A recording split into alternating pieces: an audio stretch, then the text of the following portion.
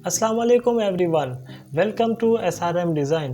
दोस्तों, आज की जो वीडियो है इसमें मैं आपको बताने वाला हूं कि किस तरह आप फोटोशॉप पे नियॉन लाइट वाला लोगो बना सकते हैं। वैसे तो आपने सोशल मीडिया पर जैसे कोई ऑर्गेनाइजेशन है या कोई प्रोडक्ट है उसका लोगो वगैरह देखे होंगे, तो वो ज़्यादातर फोटोशॉप पे भी बनाए जाते हैं। वैसे तो लोगो के लिए डिफरेंट सॉफ्टवेयर हैं, लेकिन आप लोगो फोटोशॉप में भी डिज़ाइन कर सकते हैं। तो आज की जो वीडियो है इसी हवाले से है। अगर आपने अभी तक हमारा चैनल सब्सक्राइब नहीं किया तो प्लीज़ सब्सक्राइब करें और चलिए शुरू करते हैं।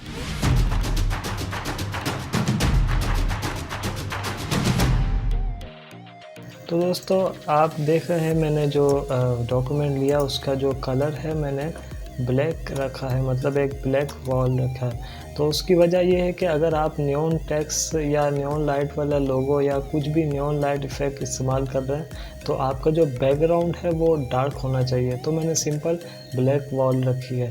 अब मैं जाऊँगा यहाँ न्यू लेयर में और यहाँ से शेप पे क्लिक करके आप ये याद रखें यहाँ पर शेप में नहीं होना चाहिए, पाथ पे सिलेक्ट होना चाहिए। सो मैंने यहाँ शिफ्ट के साथ ड्रैग कर दिया और ये एक शेप बन गई। और मैंने राइट क्लिक किया, उसके बाद स्ट्रोक पाथ पे क्लिक करें।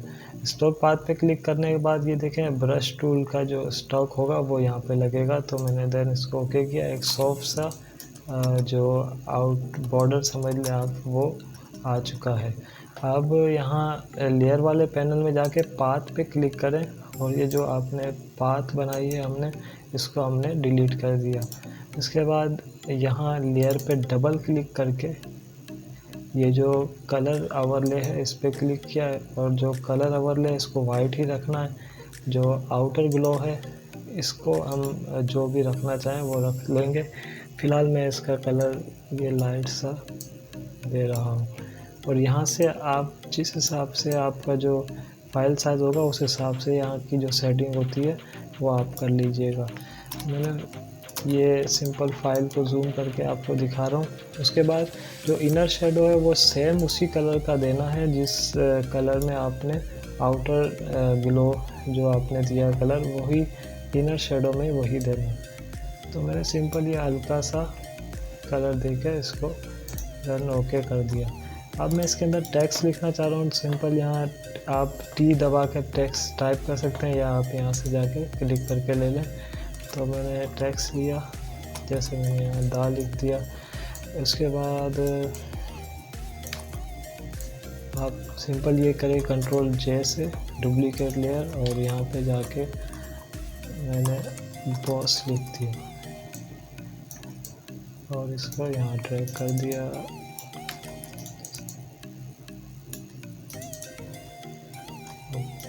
अब जो ये टेक्स्ट है इसका कलर चेंज करना है तो आप इस पे लेयर पे डबल क्लिक करें और यहाँ ओवरले कलर वाइट ही रहेगा। आउटर ग्लो में हमने इसका लाइट पिंक कलर देना है, तो ये पिंक कलर दे दिया और इसका जो साइज़ है थोड़ा सा बढ़ा दिया।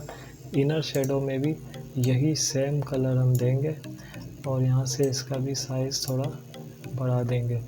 अब जो नीचे वाला टेक्स्ट है उस पर क्लिक करें तो जो आपने कलर चूज़ किए होंगे वो यहाँ पर पहले से ही सिलेक्ट होंगे। सो मैंने यहाँ पे लगा कर इसको ओके कर दिया। अब ये देखें जो टेक्स्ट है जो आपने नीचे शेप बनाई थी उसके ऊपर आ रहा है। तो मैं चाह रहा हूँ कि ये जो रिंग आ रही है नीचे की तरफ, तो यहाँ से मैं इसको मिटाना चाह रहा हूँ।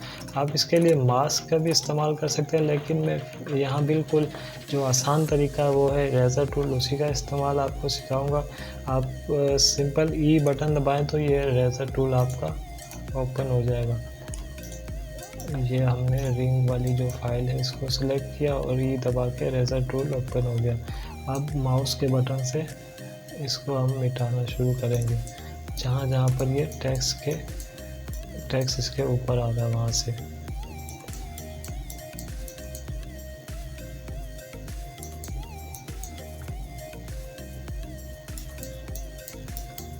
वैसे ये याद रखें कि अगर आप जो मैं ये काम इससे कर रहा हूँ रेज़र टूल से, या आप दूसरे तरीके से भी कर सकते हैं मास्किंग के ज़रिए, तो वो थोड़ा सा डिफरेंट तरीका है।